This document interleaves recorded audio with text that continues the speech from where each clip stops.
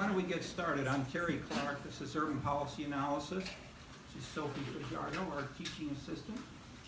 And we're trying to make sure all the technology stuff is working in this new room. It looks about the right size, comfortable, and we got a bit of air conditioning, although we're enjoying globally warmed Chicago summer weather, so enjoy it. With this weather, I'll announce we're having a bicycle ride this Saturday, scheduled at roughly 10. We'll assemble by the library and head off a bit after that for roughly 4 or 5 hours. So we're going around. I used to call it Icons of Black Power. We now call it History of the South Side because we have 2 deans involved. So the 2 of them and I, John Boyer and Mark Hansen, each stop and talk at different sites about political, social implications of the different sites around Chicago. So it's a complementary way with more specifics than what you'll get here, but we'll use Chicago. How many of you have lived in Chicago more than 2 years? Okay, that's a little more than average. That is, the point is, most of you are from China, from California, which is almost China, and so forth. So we got lots of different backgrounds, and so learning a little bit about Chicago and how it illustrates in comparative context some of the bigger theoretical propositions we'll be doing through the course. The main focus of the course is what processes make cities vital, and the meaning of vital shifts with the different theories.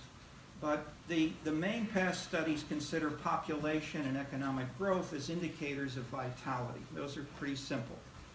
Others shift to citizen satisfaction. That's harder. We'll consider these, but as also more. The course is also an overview of the key concepts and findings from urban sociology, politics, parts of urban economics, and the sociology PhD prelim exams in the urban and ethnic areas are included, although they're starred. They're not core readings, but they complement everything else. The news is that there's lots of lively debate going on about what drives cities, and several new theories have been seriously questioning much of the past perspectives, which we now are covering. We're going to cover the 5 main classes of theories in the first part of the course. So you'll get an overview of what works, what doesn't seem to work, I'd say the general perspective of the course is that all of these theories, most of them, variations of them, have been developed by smart people. None of them are really wrong. They're mostly a question of context, of where and when and why does one theory or another work. So we're going to have things like theories or X leads to Y, but we're also going to put a box around it and say, what is there about the context, the scene, the surroundings that shift the magnitude of X1 leads to Y, or X2 leads to Y, or X3 leads to Y. Then we can have bigger boxes where we have, say, China in one box, California in another box, and Chicago in a third box, for instance. And then say, why? What is there about the context? And so a bigger point we're making is the context is a critical part of the theory. And that's been omitted the way it's normally approached by philosophers of science, historians of science, is to say we assume, or so the economists say, we assume ceteris paribus, everything else is equal. Fine, but that everything else is what you want to try to include. And so the urban and the comparative urban is an ideal way to build global theories, which have more power because we've got more cities that vary in more extreme way than we do nations. So you could say, well, what if we had China, but assume we had democracy, more actively electing the president, assume we had a 3-party system? How would that change?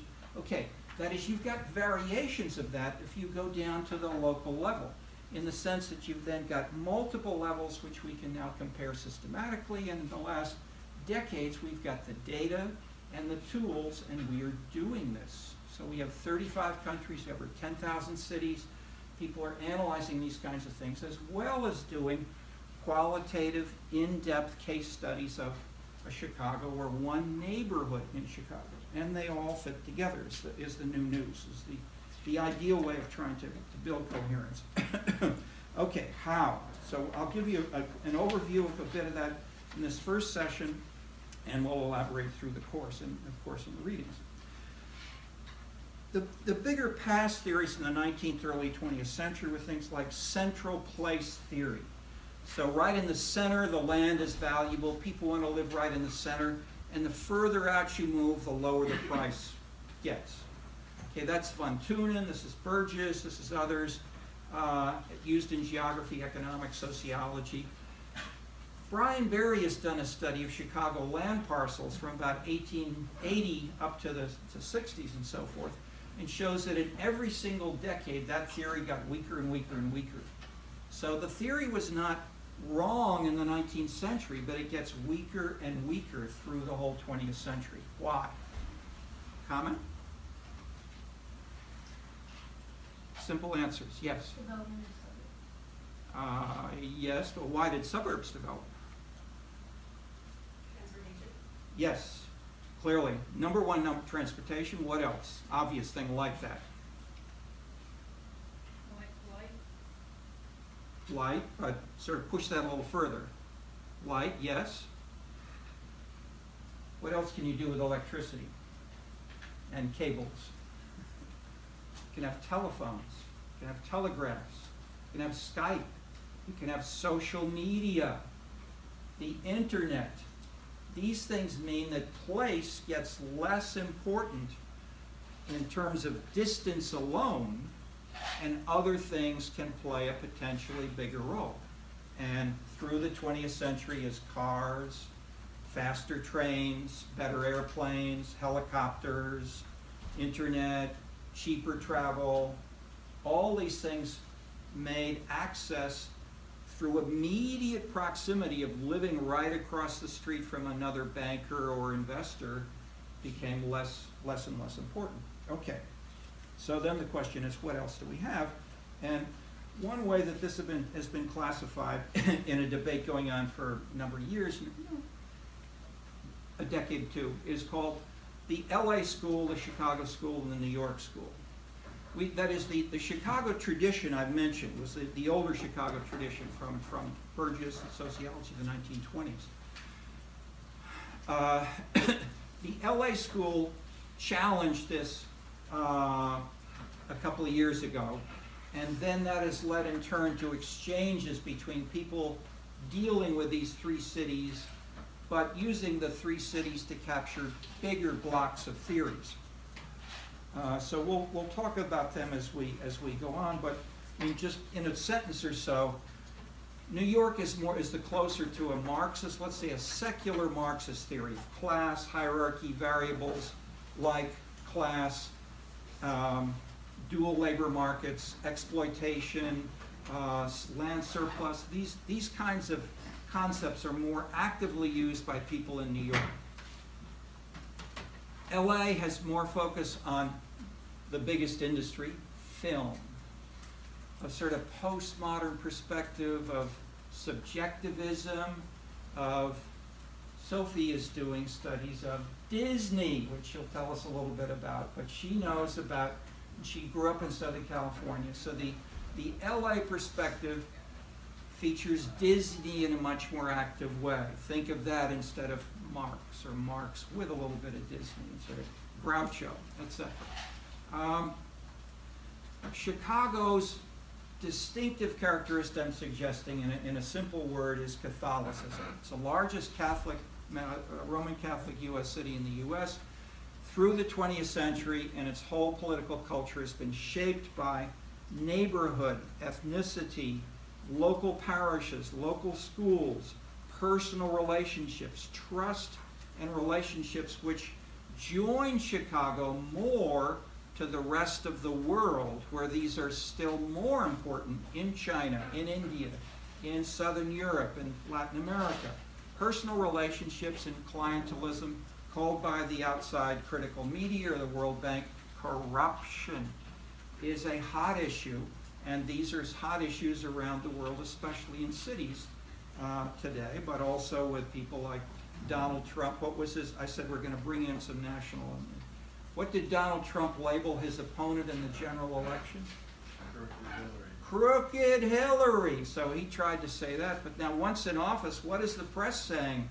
Crooked Donald. I mean, say, look at your business conflicts of interest. That is, these are more visible now than they've been in national politics in the U.S. for some time. But it joins very much with what's going on around the world and at the local level, especially in Chicago, which is the classic machine clientelist city in the U.S. In that way. Okay. So, if those are bigger blocks of theories, I want to start to illustrate now how, rather than saying one is right or wrong, we say, let's look at the components of the theory and then see how they are either assembled or could be reassembled by different analyses, by better theories. Okay. And we'll go through 5, which are at the beginning of the syllabus. The syllabus is available on chalk, or it used to be chalk. It's now Canvas. If you go to the section called, I think, modules, then they have course readings or course materials, and most of the readings are there. And we have, I think, three or four books on order at the CTS bookstore, right here on University Avenue, for more elaboration. Okay, yeah. Has anybody been by the bookstore? Do you know if they have the books in? Don't know. Okay. All right. First section, really, regimes or leadership. That is, the classic idea is that what matters in a city is who is in the leadership. So if you're the king, you do what the king wants. If you're Mr. Capitalist, you do what the capitalist wants. That kind of local domination of the social economic characteristics of the leaders is an old classic theory. The name of the leader was often there, such as the Stalin era of the Soviet system and so forth. In the U.S., the classic, most of the research on U.S. cities from the 1930s onward said, these are capitalist cities, they're dominated by business. And that was the perspective of Floyd Hunter.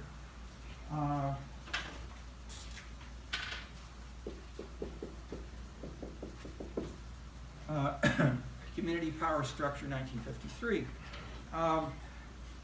This was challenged by Robert Dahl, in his famous book, Who Governs? Where he said, no, political leadership is critical because we have elections. And if you the mayor, don't do what the citizens want, you'll be voted out. So the battle went on for decades and still continues in various ways of how important is political leadership and leaders versus economic business leaders, along with then others. Ethnic groups, religious groups, social movements, gays and lesbians, etc. So these have then been added in some of these analyses, but the point is, this is still, that is, I can say it's controversial, but the main way that we try to deal with this as social scientists is to say, let's formulate some propositions about the context. Why should we have more business leadership in some places and more political leadership in other kinds of places? Then compare the relative salience of business versus the relative salience of political or social movements, women's movements, all kinds of other things. And we've been doing that now with the kinds of data which I mentioned.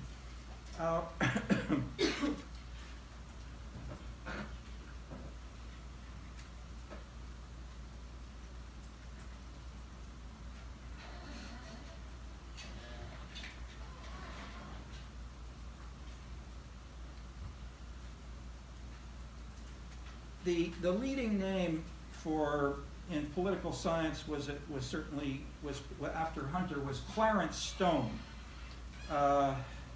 who dominated a lot of this debate and stressed a sort of subtle, indirect business leadership model. Within sociology, there was a book by Harvey Molich and John Logan, Urban Fortunes, which similarly stressed business without including so much on the specific implementation via political leaders. These have been increasingly challenged by the work which I'm going to introduce as we continue. And if you look at the later statements of these authors, they have largely given up their original formulations. Okay, we'll pursue in the next sections.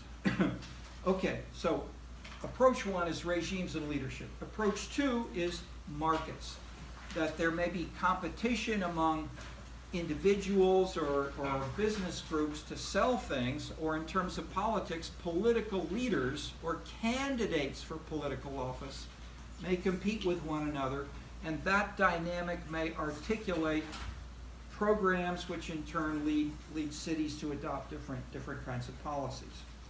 Paul Peterson makes the argument that competition among cities undermines any one city's ability to set its own policy. So you may want to, especially if you're a big city like New York or LA, you want to do it the LA way, but if you find that LA is losing jobs, people are moving out, etc., the knowledge that or a classic case was San Francisco, adopted a policy of helping the homeless. And there were small towns around the whole Western Rocky Mountains which would give one-way bus tickets to the homeless of their towns. They'd go to San Francisco where they got many more benefits, and so the numbers of homeless got so large in San Francisco after a year or two that the mayor said, we better do something. And so they changed their policies, and so they're not quite as friendly as they were, but today they still have more homeless than most other cities in the U.S. And it's an example of the more general potential of migration policy, politics, all interpenetrating and shifting how these things operate. And the underlying dynamic, of course, is competition between the cities, which shifts, and then you can have one step beyond that, which says, I know that if I do that, if I make the city too friendly to one kind of person or lower the taxes too much, then what will happen? And so mayors anticipate that and don't do it because of the market anticipation in conjunction with it. Okay. Saskia Sassen makes a similar argument globally, that those cities that best adapt to the global markets prosper while others decline. And she goes into detail for New York, London, and Tokyo, and the financial markets, capital investments, and stresses that what cities need are to keep competition through firms that are called, others call producer services, banks, law firms, accounting firms, management consulting, web page design firms like Accenture and others. And that these in turn, and Chicago has more of these, more as a percentage, I think maybe more in absolute numbers than New York and LA. I haven't closely checked. Glazer et al. Shift gears and say this production emphasis is important for jobs, but in today's world there are plenty of jobs for talented people, and cities can also compete as consumption locations. And so that the economic concept of amenities comes in a way that amenities can be a premium, since people can meet each other for cafes, social life, entertainment, dates, etc. My Old and New Paradigms paper suggests that models still in many people's heads have grown out of date, and that land use, a central place theory, regimes, race and class politics, in this sense are old. And a new political culture, which is more in touch with globalization, leads to changes in how a number of these things work. Okay, we'll elaborate a little more, and basically we have three kinds of challenges. So these first two, leadership and markets, are older theories. The three newer theories are political culture, innovation, and consumption. Political culture, the most widely used discussed background is from Daniel Elazar.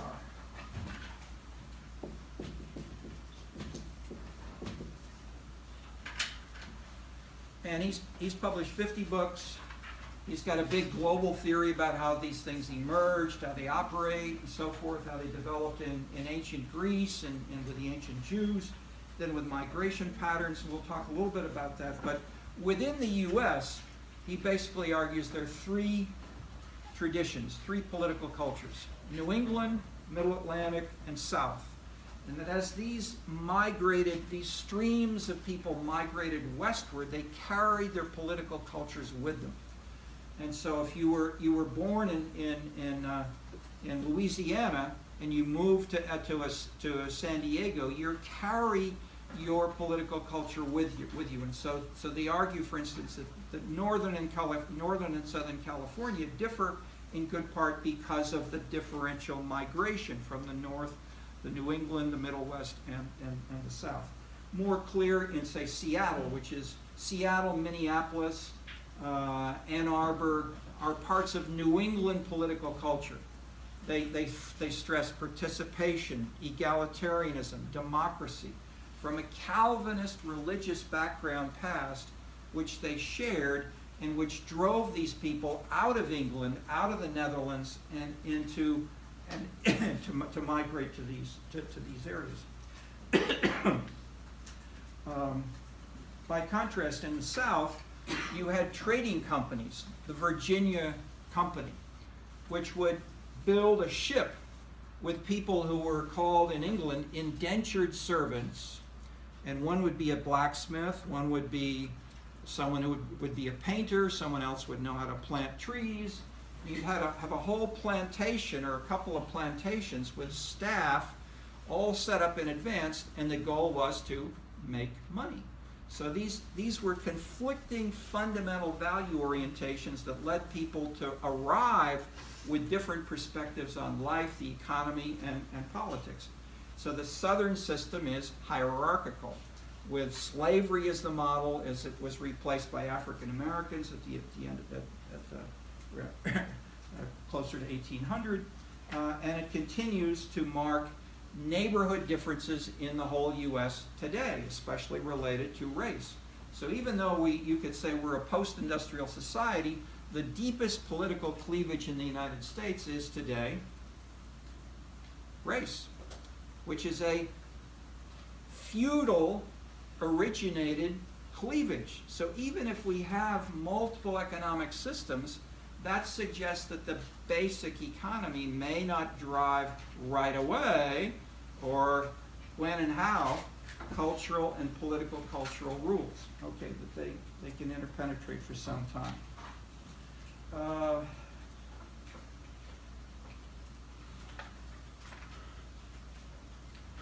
All right, there are other theories of political culture, but I'm passing on to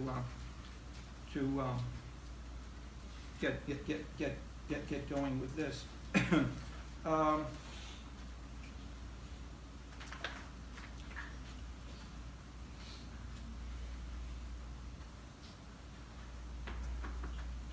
Innovation is the fourth general theory. It has a stress on within economics. You had this in work by Joseph Schumpeter, whose book on capitalism, socialism, and democracy stressed that within capitalism you have firms killing each other off. And the creative destruction, as he talked about it, was an inherent aspect of change and innovation. And those firms, those individuals, those cities that innovated most could in turn profit most, and it was an incentive to be continually innovating.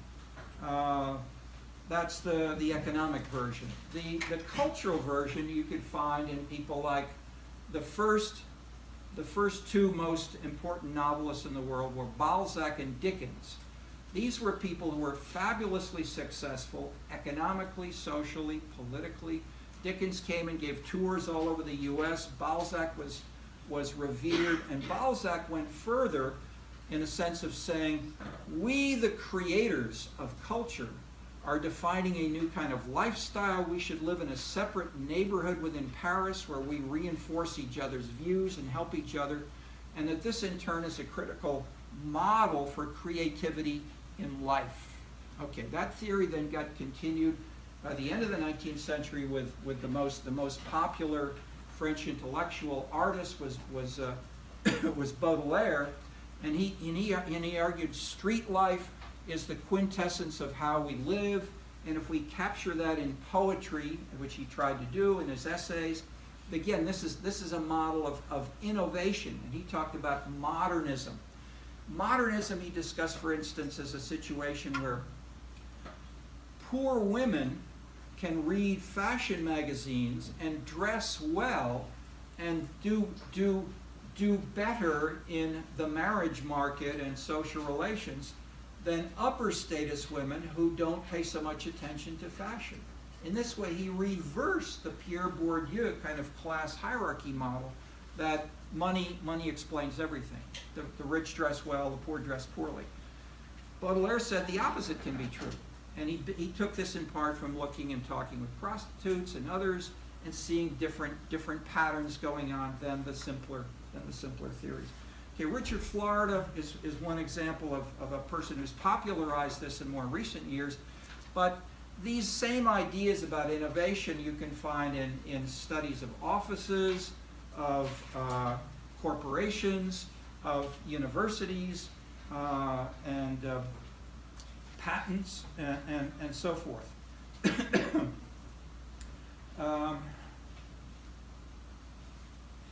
Schumpeter, Jane Jacobs, I should mention, blended this with citizen participation. She was a New York planner, activist in Greenwich Village. She attacked the building of a big freeway that was proposed to go right through Greenwich Village, the artistic neighborhood of New York. And she succeeded in stopping it and stopping the dynamo of the New York car-oriented, big business kind of orientation. And that style has became and still is a major subcultural style, which has been updated by adding things like social media. So you could say you see this today in Kiev, Cairo, Rio de Janeiro, Hong Kong, with sometimes student-led but often youthful protests against the establishment. What happened in the last few days in Germany? Angela Merkel. What happened to the two leading political parties in Germany, which had dominated since World War II, basically? The same thing that has happened in France, the same thing that's happened in many other countries. We talk about it as a new political culture. The traditional parties get weaker and weaker. The traditional coalitions with unions versus, that is, the unions versus capital, the banks versus workers have weakened, and so both the CDU and the SPD parties have dropped in the last few days, and you've got a scattering of new parties, especially nationalists. But the general point is they're not following the normal rules of the game. They're following protests, street activities, and the like. And these are happening in France, in the U.S., in Canada, including Hong Kong. So we'll talk a fair amount with about China, as we've had we've had Chinese collaborators, visitors for over 20 years, and the contrasts with China are particularly interesting in trying to see where and how these different components fit together, especially context. Okay, the fifth theory is about the consumption and the arts, the leisure time, the intermingling of play and work, high and low culture, all kinds of things morph together in ways that in the past were largely left to specialists. One way to show this is to say,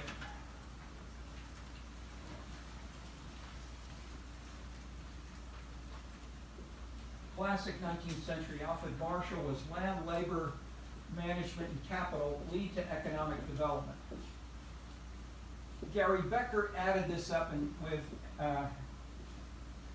added combine this by adding human capital, especially education. As people are smarter, they use money and land better, and they can develop further and go and make more growth. We don't challenge these, but we add amenities and say amenities shift where people want to invest, and in turn that leads to more economic development.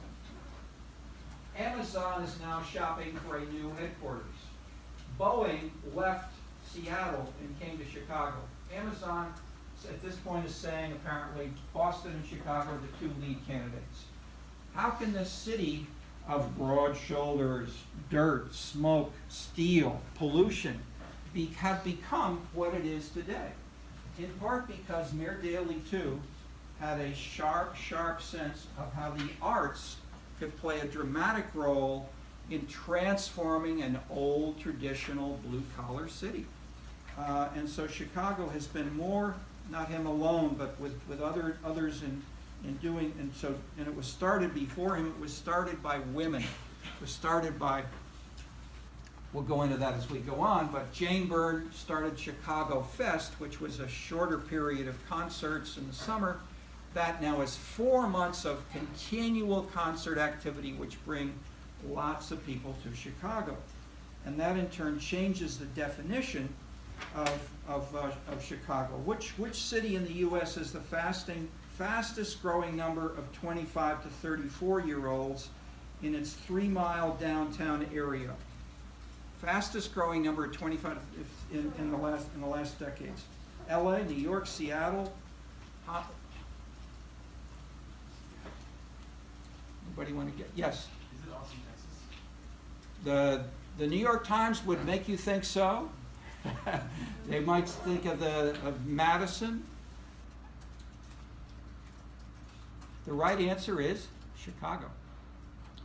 We have more young people in the 3-mile downtown area, increasing in number, than Austin, Berkeley, other places. Not in the old steel mill areas, which are declining, obviously. But the point is, the neighborhoods within Chicago have very different stories going on. You can have more than a doubling in the value of land and of apartment rents. You can have a more than dramatic increases in the number of persons, especially youthful, in the north side. Do amenities and scenes play a role? We will explore. Let's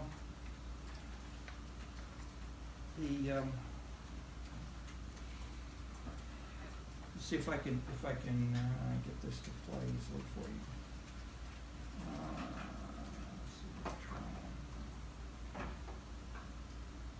It usually shuts itself off after a while. Is that going to still go back on? Yes. All right. All right. If we can. Sure.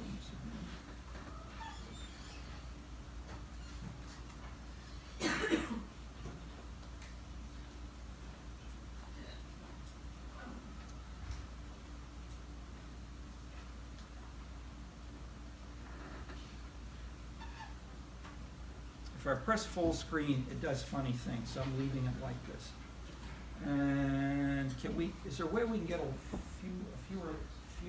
fewer lights? Anybody get to see a light switch up here back there? Where the light switches are? Is that a light switch right there by the door? Or? No.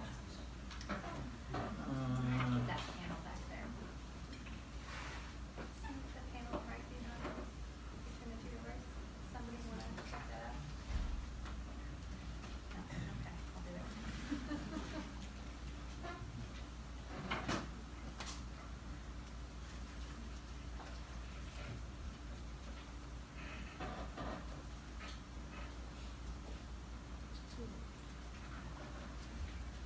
Okay, what we usually need is also is the volume on this one. It's on here. Okay, we have no sound. It's usually just that the sound is too low on the, we should check this first.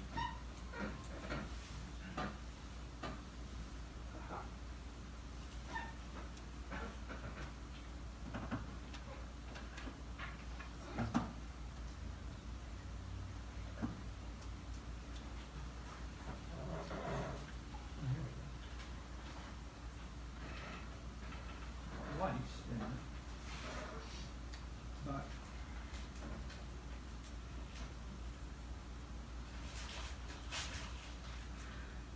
let me get something here called lights.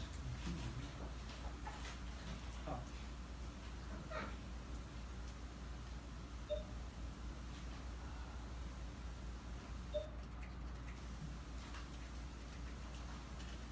Well, I can try with my local.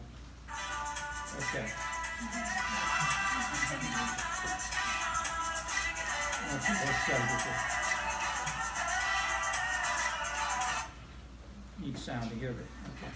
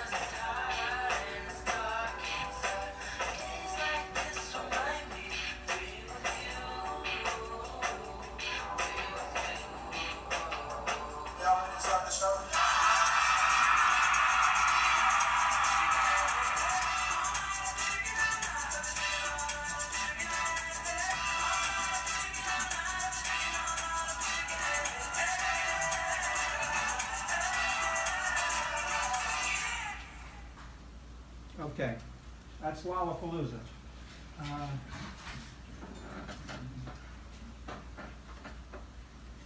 This is arguably the major, that is, if you knock on the door of City Hall today and you ask, what's the major industrial base of Chicago, what do they tell you? Hogs, financial futures, commodities.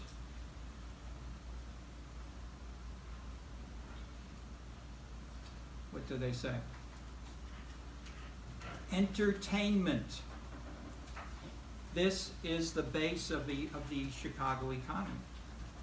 Hotels, conventions. Chicago has Chicago, Las Vegas, and the Disney Florida location are the major convention centers of the U.S. New York, I think, is 12th. So people come here for business conventions, and they used to come just for business. Now they come with their friends, with their families, and they stay for a weekend, for 3-4 more days. The number of tourists and visitors has dramatically increased through Daily, from Jane Byrne through Daily 1, not Daily 1, Daily 2, as well as Mayor Rahm Emanuel. There's a story in Crane Chicago Business this week, really written, so it's reprinted from the Bloomberg, Bloomberg Press by a writer from New York, who's featuring the successful, dramatic rise in tourism in the last few years, despite recognizing crime, other problems, poverty, inequality, etc., ethnic conflict, which are still here. So all of this is in Chicago going on. But this focus on music, I live in Bronzeville, the main African-American neighborhood of Chicago, and the use of the music, the use of this linking together with politics, culture, social movement activity is a critical part of Chicago, and specifically African-Americans. So this is not just the rich. This is widely shared. Okay.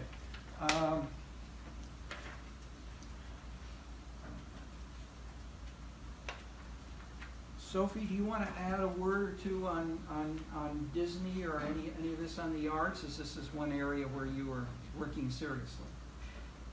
Well, I should probably update. I'm no longer working on Disney. Okay. But I am working on Chicago and immigration policy and how that shapes a specific refugee organization ecology that's gendered. So it's still very intimately related to this class, but it's less about the art. Sure. No, but I mean, all the better. I mean, in that sense that you're dealing with all. I mean, you know the Disney story, but you've got all these other variables which are in different sections of the course as well. Okay. Fill in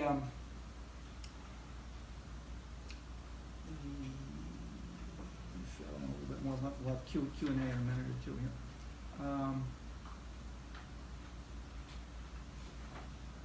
Taken together, we find here some drastically new ideas about economic and social political development. The old themes of capitalism, class conflict, race, class and gender, business dominance, and the like are not ignored, but they are reshaped and transformed by these three new themes. Do all of these matter? Yes, I'm suggesting. But where and why and how is a critical part of trying to separate out. We've done this in our book, which is on the reading list. Silver and Clark, we worked for 12 years with people internationally, from China through Spain and Poland. And the book's called Scenescapes. It develops 15 scenes. They're a scene, just in a quick overview, a scene we know from Lollapalooza as a classic past example, but the idea is to build this into a coherent theory of where and how a scene may matter in a serious way for urban neighborhood definition, development, and business, and more.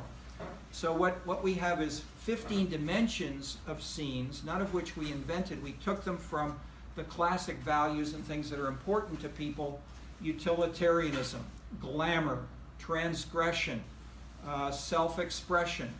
These kinds of things we explore, and we then measure them with hundreds of amenities for every zip code in the US, for communes in France, for small unit neighborhoods in Japan. And then we show that these things often drive investment, they drive new, younger talent, older, and that the youthful amenities drive those. Amenities like nicer weather and retirement areas drive retired people. Just weather. Just take weather. Retired older people go to Texas, Santa Fe, Southern California, and the like. Is that a driver for Chicago? Much less. I mean, maybe you're here for the good weather, and you've got it this week, but most younger people are much less driven by those factors. So they're age, education, other kinds of factors which operate for different subgroups. So the idea is to reconceptualize. So the scenescapes is a way of systematically conceptualizing the context, the urban element of a theory. So if you have all kinds of theories, not just urban theories, we try to look at it and then say, how does the urban, so we have x1, x2, x3, or xn leading to this. How does this context, the scene, what do these elements shift in the relative magnitude of A, B, or C in explaining how these things work? And so in a way, it shows you how we don't need to say one is right and one is wrong, but we say how strong is A compared to B under different contexts is the way we tend to try to reformulate it and test it with the data which is in the Scenescapes book. Okay.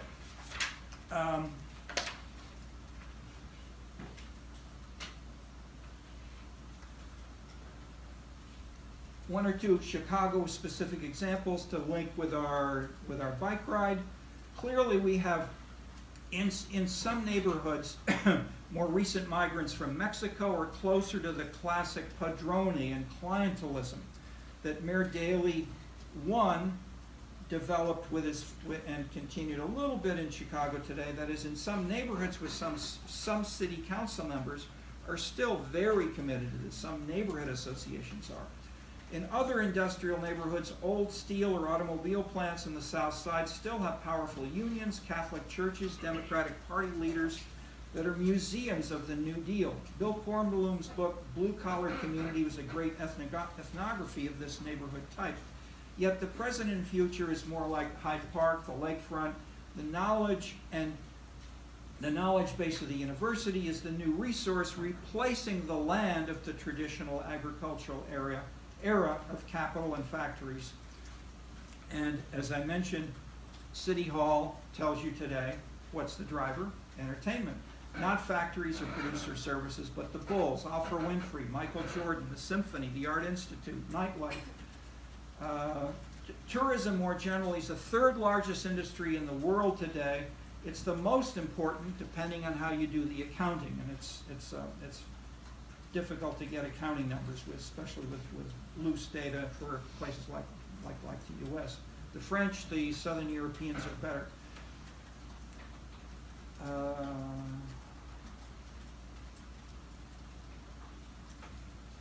The striking theme is that these transformations that I'm pointing you to in Chicago are underway globally, but different neighborhoods, different cities within China, within Japan, are different from each other in ways that the diversity is the beginning of science. Durkheim said science begins with comparison.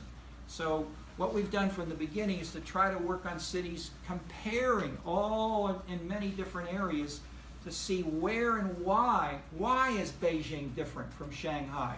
Why is Shanghai different from Tokyo and the like? And so forth. All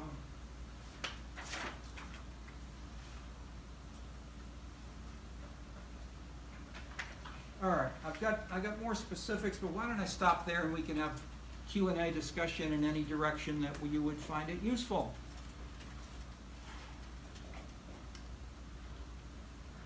Any question is appropriate, relevant. Don't be afraid of, as you see, most of you are not from Chicago. If you want a Chicago question, if you want a question about how does this relate to my country in X or my city, or I'm from so and so, that is, if you can think of or talk to us here and say, I don't see how that theory can work in my town of, then let's talk about it. Yes? So I was researching airports in the Chicago area, and I read a story about how Daley closed down this airport right next to McCormick. Makes Field. What was the point in that? MEIGS. Oh no, great. Great anecdote, very powerful. Who can, anybody want to answer? Anybody knows a bit of the answer, just a little of the historical description of what happened? Then let's interpret it. Daley proposed to the governor and the federal government that we close Meigs Field, which was a little airport for small airplanes right next to McCormick Place. The governor would fly in, people from Washington would fly in, and they liked it because they didn't like being in Springfield. They wanted to come to Chicago, so they fly back and forth. And so the governor and the federal government and others basically said, no, you can't close it. So what did Daley do? This is Daley 2. One night, what happened? He brought bulldozers and just cut up the runway, and it was still active. Put X's in the middle of the runways in the middle of the night. So the next day, people woke up and the airport was destroyed. And he said, we're going to make this into a nature park. How many of you have visited what's now called Northerly Island? Okay. Take a bike ride or walk around Northerly Island. It's got a lagoon, it's got hills, it's got shrubbery. You'd have no idea that it was an airport ever. It's been totally transformed, except that there's still a command tower there with a little bit of transformation in the architecture. But Okay, if that's the description, what's the bigger point? Or what are some bigger points here? This is the son of Daley One. He looked, talked, walked the same as his father. Lots of people writing today for the Sun-Times, the Tribune, on social media still say, this is the machine city, this is an old Irish traditional hierarchy and so forth. And so the explanation of that is it's just power politics. Okay, what else might you see or might you imagine based on what I've just said? If you try to apply those 5 theories, how would each of the 5 differently interpret these events?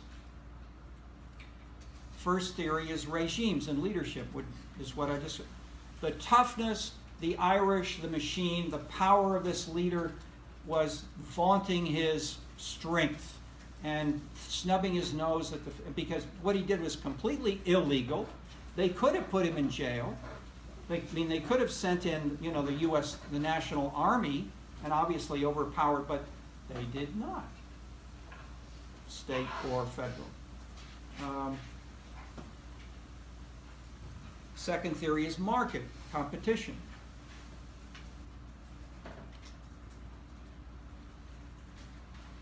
Competition for jobs, competition for image, competition for saying we are innovative in ways that we want to send a message that we're not just doing what the federal government is telling us. We're competing with other locations and saying we're going to make a nature park. This is a vote for sustainability, the environment, amenities of parks.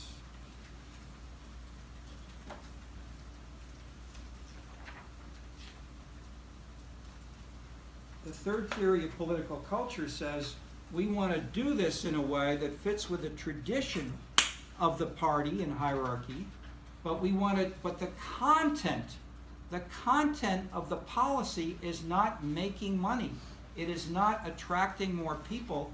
It is building a sustainable city with an aesthetically, environmentally sensitive orientation. And this is a sharp contrast of what we did in the past, so we want to put X's in the old style. In broadcasting, is it innovative? For sure. Finally, does it use the arts? What's the major economic driver there in addition to the tourists who may walk around? There's a massive concert hall, a new concert hall, which is one of the 12 main stages which are all used in Lollapalooza. So Lollapalooza brings in, that is over the summer months, depending on Lollapalooza is the height of it, where you can have 12 actively going. So in 1 week, there's something like 120 bands that perform at these 12 different stages. But the point is they're variously filled up based on the size of the band, the amount of the success that they've had in the past, and so forth, in ways that the arts and consumption and culture are matched with an effort to economically plan and politically organize, sharply contrasting with the past of Chicago. So in a sense, these are 5 theories that can be joined, and if we say no one of these is completely right or wrong, each of these can be used to explain that event and to show how it was an explicit, powerful image which so shocked and so confused even a smart USC student who said, I'm studying airports, how could this have happened? Here are 5 answers which are probably partially correct, although we don't need to say it is. And the other thing about this kind of framework is you can say, how strong is the whole model? And we have statistical measures like an adjusted R-square, which says how much variance do these explain in a particular policy, or the change in the value of rent or land value. How much can we explain changes in land value based on this? And the answers in most of social science is how much are we explaining with most social science theories and models? If you look through the journals and you look at the bottom for an adjusted R-square, if they have that, the basic answer is about 10 or 15%. That is 85% of what we social scientists and people in general want to ask. what causes high rent or low rent, what causes people to go to a city, what causes people to migrate if they're rich or poor, young or old or whatever. 85% is not explained by almost all of these theories. It's not that the theories are worse necessarily than other areas, but that life is complicated. There are lots of individual variables that don't fit the normal predictions, such as daily changing. So if you didn't know that Daly was going to do that, you said this is an old blue-collar industrial city, they need transportation. I mean, all the books about Chicago for 100 years, and I'll broadcast as well. Chicago is the most studied city in the world. You are in the best place in the world to study cities in general and to build on the research which has been done here. I and many others came to Chicago for this reason, because we had the smartest, best geographers, economists, sociologists, others and so forth, working on cities. And that base is something which now people know about or follow, whether you're in China or Norway. People read about studies of Chicago. And in that way, we are oftentimes ahead of what people are thinking about. I mean, I went to Norway, I talked to people for 10 years, I say, class politics is important in Norway, but you've got more than class politics in Norway. So no, you're talking an American theory. That Norway, we have class politics, that's all you need to know. Okay, so 10 years later, they say, all right, we've got some non-class politics.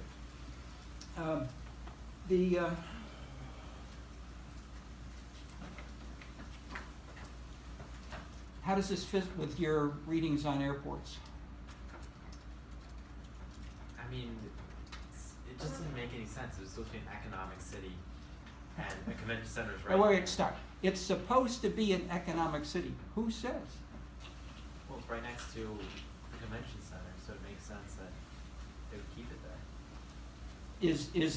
How much revenue is the new concert hall generating? I have no idea. Probably more than the airport ever did. If you want to ask in those dollar and cents terms. A book we have as well on the reading list is called "The City is an Entertainment Machine." Entertainment is, a multi-billion-dollar business. LA, whole city of LA has been built on that for the 20th century. Film industry.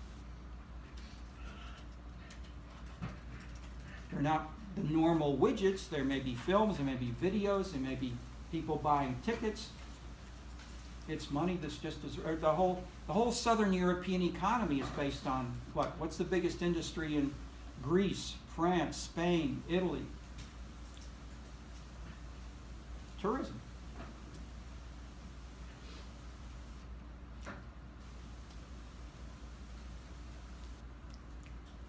Yes. And I feel like that also makes sense, like this whole more economic, like how it's a really smart economic decision because of this whole, like I feel like it fits, like the consumerism theory is what struck me more, because also Daley Jr. was the one to get rid of the train yards and establish Millennium Park, right? So he probably had this whole strategic vision of that whole little area of DC to create this sort of entertainment section. Absolutely. I had a visitor, or two visitors, come to my class in 1994 and in 1995. 1994, and they were the top two people in a civic group and in the city of tourism and global affairs. And I said at the end, I asked, how much does the mayor follow what you say, Mayor Daley too? He said, oh yes, he's interested. They came the next year and I said, how much does the mayor listen to what you say? He said, we say one thing and he does 12 things. So he got the message in 1994-95. He wasn't born that way. He wasn't raised with flowers or music. He was raised around a traditional ethnic machine politics neighborhood, Bridgeport. He learned it on the job. He traveled with smart people. He listened to his wife. He listened to the people in cultural affairs. He started going to Davos in Switzerland, and he had battles with the traditional party people. But the point is, these were dramatic new policies, and showing and which still are that is, if you go around and talk to different people in different neighborhoods, you get very different stories, and they're true. That is, they're partially true in the sense that we've got many different things going on, which is why this is controversial and interesting, as you can hear even in these two somewhat skeptical questions you've heard. So someone else try something out. How about a non-Chicago? Who's where you say where are you from? Me? I'm from Urbana. Where? Urbana. Urbana. Okay. How might this fit or not fit in Urbana? Like the idea of city. Yeah. Or entertainment, the rise of entertainment and the arts. Well, I mean, Urbana Champaign, it's a college town, essentially. It kind of developed because the railroad went through there, but then with the land grant, I think it became with the UPA. And I mean, now that's like the big draw for anyone into the town. Urbana Champaign. And I think that you see like a lot of international. How much do people come from the surrounding area to concerts, to sports events, football? I think football's a huge draw. I don't know about concerts, but you definitely hear like, from smaller towns, people come to shop. You know, Champaign Urbana is the big town that people come to. So like, yeah, concerts, I guess, there's a mall. Okay. Yeah.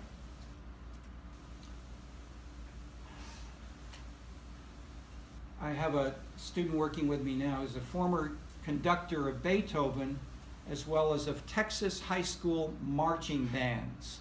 And we're getting stuff on the small towns in Texas and how the high school marching bands, the football games, the 4th of July events, these are big things in many smaller towns.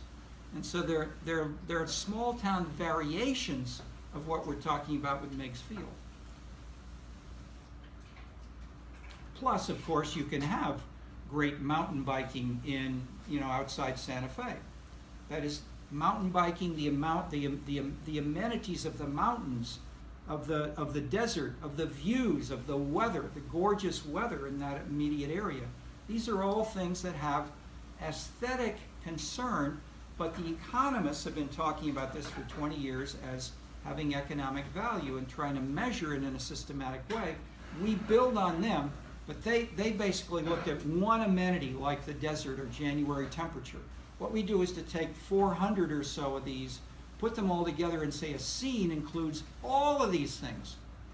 And then we weight them and we build these more abstract conceptions like transgression, glamour, utilitarianism, and show how they combine and build new foundations for different kinds of things. So in that sense, there's an economic, that is a materialistic, in that sense, a market economic meaning, but the economic theory is of amenities we have built on and transformed to incorporate more explicitly the aesthetic elements of the arts, which are critical in literature, music, painting, movies. And why are we doing this? I've done this this is all new to me in the last 10 years. I didn't do this before. I'm doing it because mayors are doing it, because cities are doing it. I'm using Chicago as a concrete example, but this is happening. This happened far before Chicago in places like southern France. Aix, Avignon have massive. The Austrians have Beethoven, Mozart festivals. The southern Italians, most cities in Italy, big and small, will have little wine festivals, have little cheese festivals, arugula festivals. Their specialty that they grow or they build or they make, ceramics, whatever, they'll have a festival around that. These have been here for a long time, but they're now being turned into big business in places like Chicago. Yeah.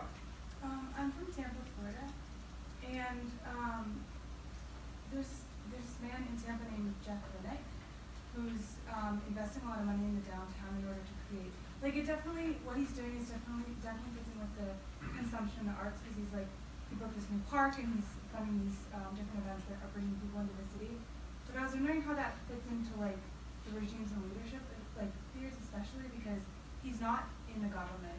Obviously the mayor is like allowing him to invest money in the city, but he's just, I don't know what he did before, but he was just an investor. And so I was wondering how like that might be. Well, if he's that salient and you're talking about it, he's presumably been in the press and so forth, it's not a secret. I mean, in the old Chicago style, you'd have Chicago developers who'd go to LA and they'd show up in the city hall and they'd open a briefcase and say, what do I have to pay to get this done? I'd say, close that briefcase. You know, this is not Chicago. So there are different ways that you can do things. So having a sense of the local culture of what's legitimate and important in Tampa before he was there, and then seeing how he has worked to work with those leaders, we need, that is, I don't know, is a quick answer, but my general point is, look at him in the context of Tampa's history and cultural and cultural past. But then also think, let's try to understand Tampa. Part of it's unique, but a lot of it is probably shared. Reform versus machine, etc.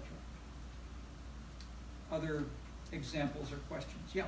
I have a question relating to the 5 series. So, what do you think of the relationship between them? I mean, are they kind of in parallel, kind of the fundamental series where you can put them into every kind of city, or they're actually the storyline kind of is based on the level of development of the city or certain place, then certain theory can be applied to them? I'd say that the simple answer is not to say we have 2 theories, one for the rich people and one for the poor people. And many people in less developed countries, Africa, poor countries, will say, Western theories don't work. I mean, we are different here. I would say, I would challenge that. I would say, let's put the theories with their arrows there, and then try to test the competing theories in an African city, in a Chinese city, in London, in Paris, or in the French cities, comparing these with each other, and then see how much they change.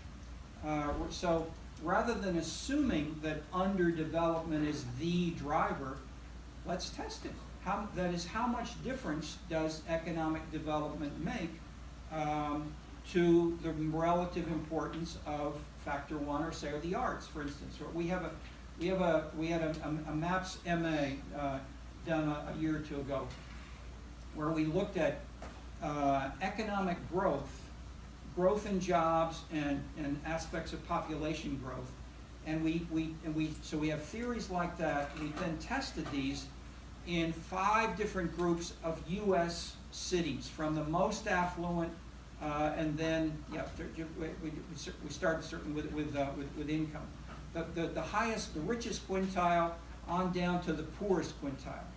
And the one question was, how important are the arts or arts jobs in driving other jobs, total jobs, if you also control income, education, occupation, ethnicity, crime rates, a bunch of other things? Do the arts matter? Do they add value above and beyond these other things? And the bottom line is yes.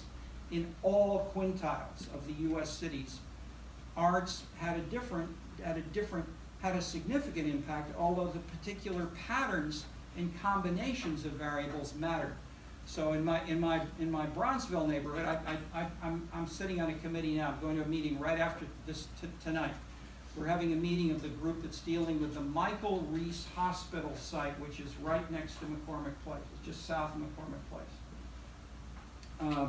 And so it's a large vacant land area, and now it's a candidate for Amazon. Should the Amazon headquarters be there? And many of the people on our committee are saying we want to preserve the history and culture of Bronzeville.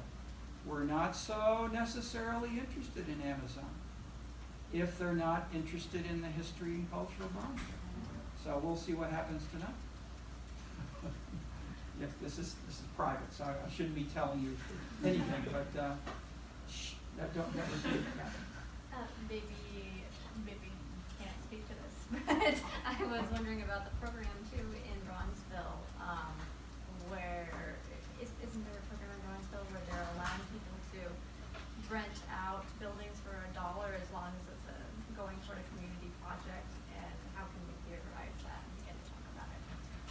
no, indeed, there are all kinds of innovative projects that are going on in different neighborhoods of Chicago, and that is to try to renovate and to build up.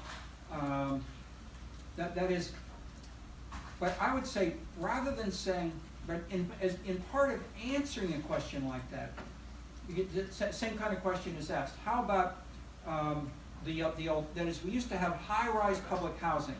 Those were all torn down by Daley 2. They're replaced by what's called mixed income housing, where you have the people who are eligible for public housing, the poorest, middle-level people who are low and moderate income, and then market rate people who are there if they pay any price that is charged. So you've got three kinds of people living in the same housing. Okay, so the question is often asked again, are these working? And the question is, how do you define, that is, to answer that, you need to bring in things like what is attracting the people to want to live there, or that is, why does the alderman want to approve it? Why do you have developers who want to do this? Why are people renting out their homes and so forth? You need to know what's the attraction of, and so the argument in part is the culture and history of Bronzeville is a major driver, bringing people who say, I want to live here. Almost everybody's black, except for me. I go to meetings, I'm not usually the only white person in the meetings, but the point is, the African American culture in history is a major amenity. Bronzeville and Harlem have this in ways that no place else in the U.S. does. These are major cultural dynamics which are culturally critical in ways that the people in the Bronzeville Heritage and Tourism Association have been championing for years. But the point is, this is now recognized in City Hall. And similarly, we have Polish neighborhoods, we have Italian neighborhoods. So we have the classic ethnic background, but then we have new neighborhoods which are not ethnic, which are based on lifestyle, gays, artists, and these kinds of neighborhoods can follow. So there was a battle, for instance, when Daley 2 said, let's put up statues in these different neighborhoods. So in Greektown, we'll put up a classic, ancient Greek kind of statue. Chinatown, you get something Chinese. Went to the gay neighborhood and said, we want to put up some rainbow stuff here. What did the people in the neighborhood say? We don't want it. We're not an ethnic group. We don't want to be treated like an ethnic group. We want to be treated as individuals. What did Daley and the people do? Said, tough, we're putting it in anyway. And so the grandmothers and the mothers of some of these gays said, I didn't know you were living in a rainbow neighborhood. What are you doing here? I thought you were my good son. Okay, so that led to conflicts that the Daley style of treating, of using the classic ethnic model didn't work when you apply it to some of these new social movements. That's right. But it illustrates the competing dynamics going on in the same neighborhood of battling between different perspectives. Hand was up. Yes. I was saying, your meeting about Amazon moving into Bronzeville, wouldn't, irregardless of whether or not Amazon would want to cooperate with Bronzeville in any way, wouldn't it irrevocably change Bronzeville anyways if they came in? That's why many people say it's too big and too strong for us to deal with. Others have said, how about the State Street corridor, which is where the high-rise low-income housing was, which some of the critics say the Daley 1 built to keep the blacks out of his neighborhood of Bronzeville. That is, that building was right next to the Dan Ryan Expressway. So the expressway was supposed to be the wall, but it didn't last very long. But so All these are interpenetrating. Who else? Yes. Quick question. So, because entertainment is so important to a city, what's the price of entertainment? Because I know many cities have refused to build new stadiums for their teams, and their teams have left. And then other cities build stadiums, and they're not full, or the team is clearly not going to move. Like the Yankees are not going to move anywhere. So, what's the cost of that? This is a very hot issue, and there's a whole literature on it. There are probably 20 books on trying to evaluate the dollar added by the sports stadiums. Mark Rosentraub, the University of Michigan, has a synthesis of a lot of this research, and he looks at different neighborhoods, different cities, and pulls a lot of it together. I'd say the biggest problem of most of the research is that it tends to be very local and specific. So you go around the White Sox and the Cubs area, and you look at those shops and say, these shops within half a mile have benefited. We got more bars, and this is growth. What does that leave out?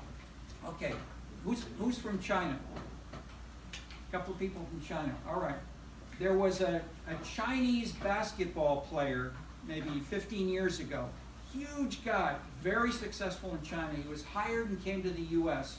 The first game he played was watched on television in China by more people than the entire U.S. population. Does that have implications for advertising revenue that go beyond the immediate neighborhood in the Cubs area? It's called what the economists call externalities. I mean, they're externalities if they're not explicitly in the contract, but the point is, if that number of Chinese viewers are watching this basketball game, that in turn leads to potential increase in advertising revenue, and how much is that factored into the new stadium for basketball or football or baseball? Most of the earlier cost-benefit analyses leave those things out because they're hard. They're just too hard. But my point is, in an increasingly global world, and so I'm using the China example as a far up, geographically more distant. But in Detroit, and you have massive numbers of people who drive in from the suburbs who go to the sports games. They don't live in that immediate neighborhood, but they're there, and that makes Detroit different from a small town in the middle of a place where you don't have the sports teams. The music groups who go to Detroit have regularly said Detroit has got the best music audience in the entire U.S. That's the opposite of the police crime story. So local cultures matter. We're at the end of the hour. I have to go to a meeting in 10 minutes, but I'll have office hours for a short, in general, every Monday. Okay. I wanted to say too that I will have office hours every Monday from 2:30 to 4:30, so right before class, and that'll be over in the Divinity School's coffee shop. Thank you. Is the campus site live yet? Yes, yes. Hello.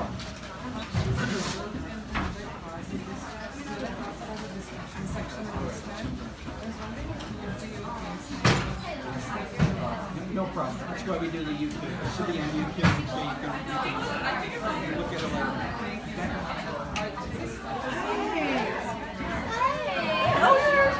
So I'll register for the class. I'm not set up my campus.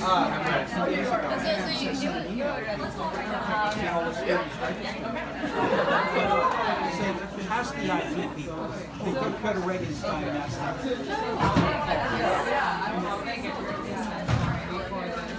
And you can email or you can bring the class Wednesday, whatever's easy for you. Okay. Hello, how are you doing? Welcome. Okay. Yeah, I was suffering so much from my sorry for that. I'm getting much better right before the That's Okay. good. Well, thank you for being here, and I look forward to more. And I read your email. Any other questions? Excellent. Thank you.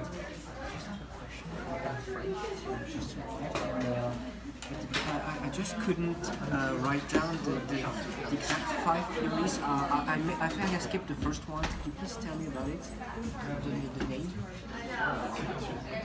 The First name of what? You talk about 5 key theories. You like Look at the syllabus. The syllabus Okay, it's has gonna be online? Yes, it is on campus. Or no, Canvas. Canvas is okay, the it's new. not up yet. No, it's up. It's up, it's up. but you need to access. I don't know how to. Oh, okay. Go to the library and ask the IT tech people to help you access the course. Okay. Thank you very much. Good. Whoops. Hello. Yes. Thank you. Offer your card. Excellent. Thank you.